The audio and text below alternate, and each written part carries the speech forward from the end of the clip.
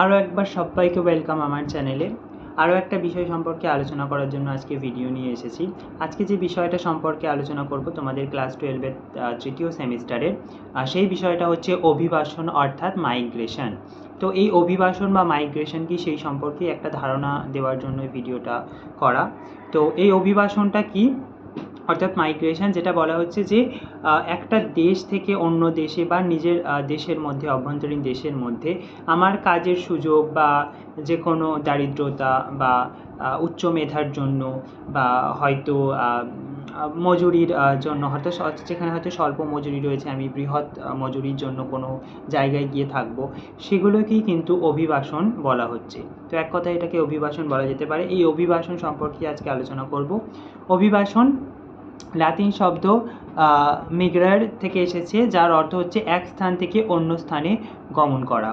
মূলত উন্নত আধুনিক দেশগুলো এই সমস্যাটির সম্মুখীন হয়। পৃথিবীতে প্রায় অধিকাংশ মানুষই বিভিন্ন কারণে বাসভূমি ত্যাগ করে অন্য স্থানে গমন করে। এই যে এক স্থান থেকে অন্য স্থানে গমন করা, এই যে বললাম যে শহর থেকে গ্রাম থেকে হয়তো শহরে যাওয়া বা একটা দেশ থেকে অন্য দেশে আসা, একটা শহর থেকে অন্য শহরে যাওয়া, এগুলোকেই কিন্তু মাইগ্রেশন বলা হয়। মাইগ্রেশন মানেই কিন্তু একটা দেশ থেকে অন্য দেশে চলে যাওয়া নয়, দেশের মধ্যেও যাওয়াকেই কিন্তু মাইগ্রেশন বলা হয়। এটা ডিটেলসে আরও বলছি। তো এই জায়গায় গমন করা, সেটাকেই মাইগ্রেশন বলা হচ্ছে বা অভিবাসন। মার্কিন যুক্তরাষ্ট্র, ব্রিটেনের মতো দেশগুলি অভিবাসীদের দেশ নামে পরিচিত, কারণ এই যে আমাদের এই যে তৃতীয় বিশ্বের দেশগুলো, ভারত সহ যে তৃতীয় বিশ্বের দেশগুলো রয়েছে, সেগুলো কি করে, সেগুলোর যে নাগরিকরা তারা কি করে, এই যে ব্রিটেন বা আমেরিকার যে দেশগুলোতে যায়, তাই জন্য এদেরকে কিন্তু এই অভিবাসীদের দেশ বা ইমিগ্রেন্ট কান্ট্রি বলে বর্ণনা করা হচ্ছে। কারণ এখানে প্রচুর ভারতীয় আছে যারা মার্কিন যুক্তরাষ্ট্রতে এবং ব্রিটেনে গিয়ে কিন্তু থাকে কাজের সুবাদে, কাজের সূত্রে এবং উচ্চ মেধার জন্য, পড়াশোনা করার জন্য কিন্তু তারা এখানে গিয়ে থাকে। তো মোটামুটি এটাই ছিল অভিবাসন। অভিবাসনের সংজ্ঞা এখানে দেওয়া যেতে পারে। এনসাইক্লোপিডিয়া ব্রিটানিকার সংজ্ঞা অনুযায়ী অভিবাসন হলো কোনো ব্যক্তি বা গোষ্ঠীর বাসস্থানের স্থায়ী বা অস্থায়ী পরিবর্তন, অর্থাৎ স্থায়ীভাবে একটা দেশ থেকে অন্য দেশে চলে যাওয়া বা একটা জায়গা থেকে অন্য জায়গায় গমন করা, সেটাকে কিন্তু মাইগ্রেশন বলা হচ্ছে। বা অস্থায়ীভাবে, অর্থাৎ আমি কিছু বছরের জন্য গেলাম তারপর আবার চলে এলাম, এটাকেও কিন্তু মাইগ্রেশন বলা যেতে পারে। যেমন সম্মিলিত জাতিপুঞ্জের সংজ্ঞা অনুযায়ী বলা হচ্ছে, একজন অভিবাসী ব্যক্তি হলেন যিনি তার নিজের দেশের বাইরে অন্য কোনো দেশে গিয়ে বসবাস করছেন। অর্থাৎ কি, একটা দেশ, ওই যে দেশের বাইরে গিয়ে অন্য দেশে গিয়ে বসবাস করা, সম্মিলিত জাতিপুঞ্জ অর্থাৎ ইউনাইটেড নেশন কিন্তু এই সংজ্ঞাটা প্রদান করছেন। তো মূলত এগুলোই অভিবাসনের সংজ্ঞা হিসেবে দেওয়া রয়েছে। আরও সংজ্ঞা হয়তো তোমাদের পড়তে হবে, কিছু রয়েছে, দেখে নেবে তোমরা একটু। অভিবাসনের কারণ কি? অভিবাসনের যে কারণগুলো রয়েছে, প্রথম হচ্ছে অর্থনৈতিক কারণ, অর্থাৎ কি, কাজের সুযোগ, উন্নত জীবনযাপনের জন্য সুযোগের অভাব, স্বল্প মজুরি, দারিদ্রতা, দেশের অভ্যন্তরে আর্থিক অস্থিতিশীলতা ইত্যাদি কারণে কি করে, মানুষ অভিবাসনে বাধ্য হয়।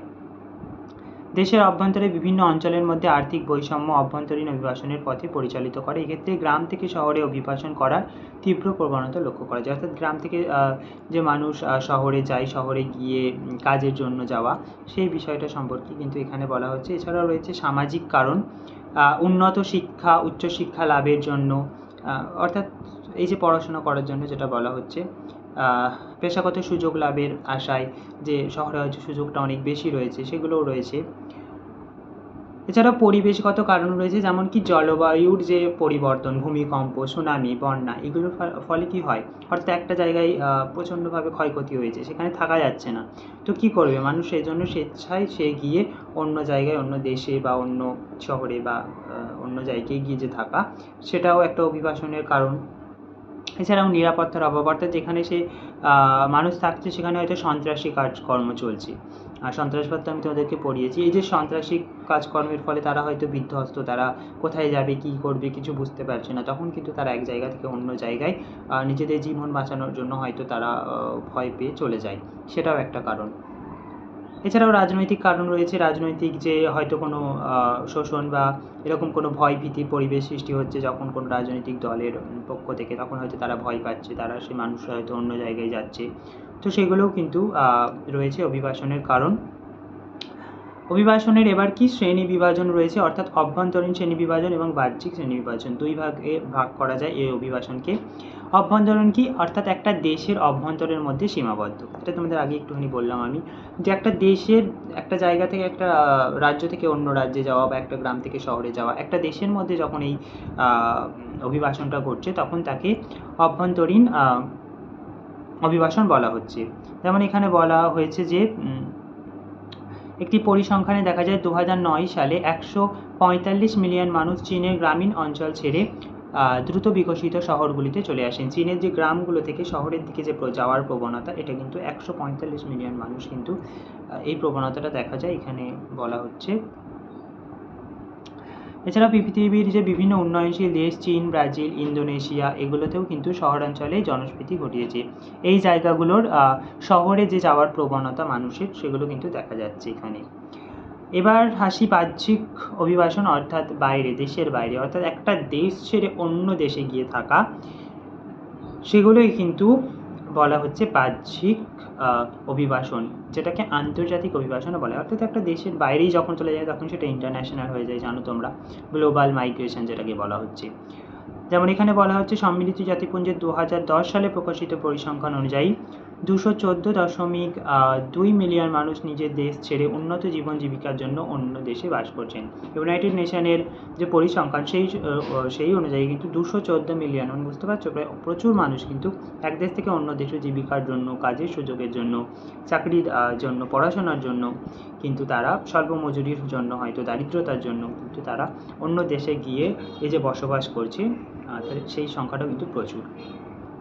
এবং শতকরা যে 60% মানুষ উন্নত দেশগুলিতে চলে গেছে। এই দেশগুলোর মধ্যে উল্লেখযোগ্য রয়েছে মার্কিন যুক্তরাষ্ট্র, অস্ট্রেলিয়া, জাপান, নিউজিল্যান্ড, ইউরোপের দেশগুলো, এগুলো কিন্তু রয়েছে।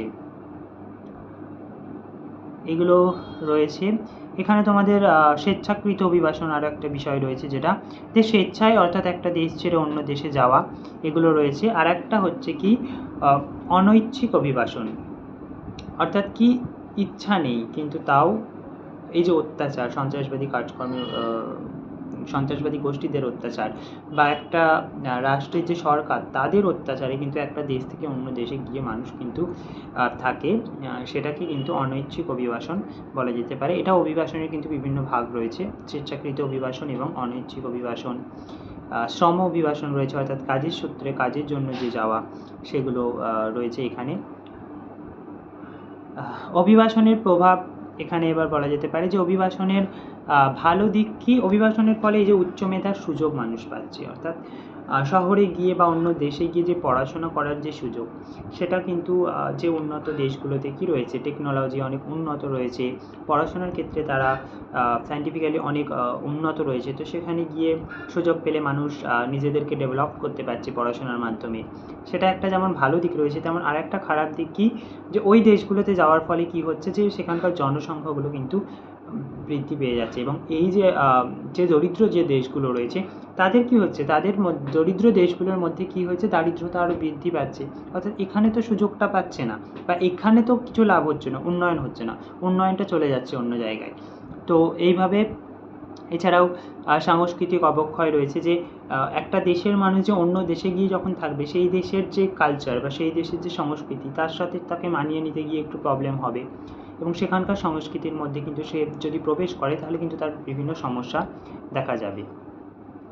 একটা মিশ্র সংস্কৃতির তৈরি হচ্ছে এর ফলে, এবং পরিবেশ দূষণের মাত্রা অনেক বেড়ে যাচ্ছে। যে জনসংখ্যা, শহরে যদি মানুষ বেশি যায়, শহরে যে আবাসন নির্মাণ হয়, যদি মানুষ থাকবে কোথায়, অবশ্যই সেই জন্য আরও বেশি ফ্ল্যাট তৈরি হচ্ছে, কারণ মানুষের শহরমুখী প্রবণতাটা বাড়ছে, যার ফলে কী হয়তো গ্রামাঞ্চল থেকে শহরে যাওয়ার ফলে এই যে পরিবেশ দূষণের মাত্রাগুলোও বাড়ছে।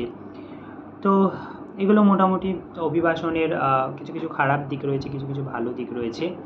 তো অভিবাসন সম্পর্কে বা মাইগ্রেশন সম্পর্কে তোমাদের বলার চেষ্টা করলাম। আশা করি যদি তোমাদের ভিডিওটা ভালো লাগে তাহলে অবশ্যই একটা লাইক করে দিও। আবার কোনো ভিডিও নিয়ে নিশ্চয়ই চলে আসবো। ততক্ষণ সবাই খুব ভালো থেকো।